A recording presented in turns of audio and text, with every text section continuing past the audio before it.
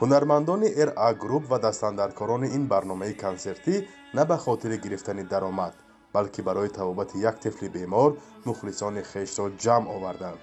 ин барномаи консертӣ «Бо ҳам метавонем» унвон гирифт ва ташаббускорони он хостанд довталабона барои ҷамъоварии маблағи доруе ки аз ҷиҳати гаронӣ ба китоби рекорди Гиннес ворид шудааст, саҳм гузоранд. ман боварӣ дорам ки ин барномаи консертӣ мо ин саҳми гирифтем. خیلی مردم زیاد با خبر شدن و کمی هم باشه باز دستگیری می شود. من با تو آخر میگم که باوری کامل دارم که با دستگیری مردم عزیزی ما، مردم شریف ما، خواهر عزیز ما حتما توبه مییابد.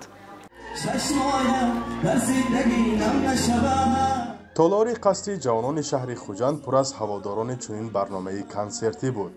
آنها هم گفتند میخواهند با حضور خویش خاطری پیوندان مهرانخان خسروزاده از درد رنج کشیده را شاد گردانند.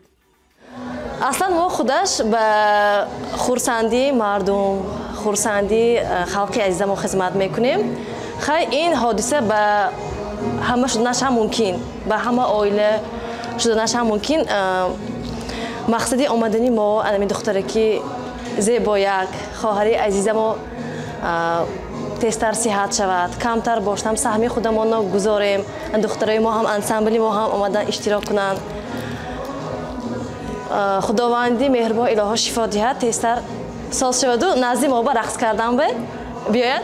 همین حرکت، همین آمده تشکیل کردن چنین چاره‌بینی ها، مردم جلب ساختن، این یک ثابت می‌سازد که هنرمندان نیز بی‌طرف نیستند. از این خاطر کلمه رحم هست، شفقت است. کلمه یک دیگر فهمی و دستی مدد دراز کنی. همین کلمه ها باید که در زندگی همه روزی ما یک شعاری باشد و باید که از روی همین عمل کنیم. پیوندان مهرانخان 3 ساله میگویند بیماری او مادرزاده است، ولی امکان تبابتش نیز هست.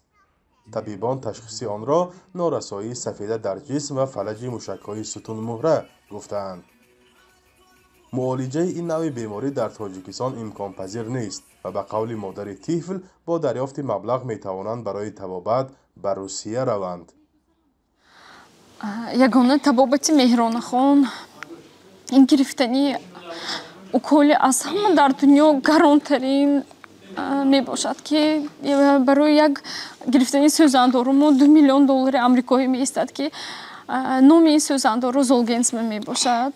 زولگنسم که اختراع کرده زولگنسم رو از شویتزاری چی میکنند. مثلا اگر وقتی که مبلغ جمع شد ما میتونیم در روسیه تبابتش رو چی کنیم، همه سوزانداروش رو گیریم. به نوشته پایگاه‌های خبری گرفتاران این نوع بیماری در جهان انگشت شمارند و به همین سبب تبابت آن نیز دشوار و گران است.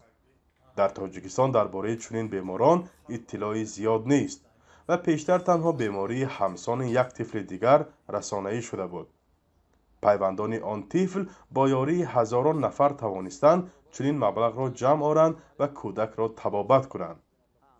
آرزویی که حالا عائله مهرانخان هم دارند. فرزان محمدی، رادیو آزادی، شهر خوجند.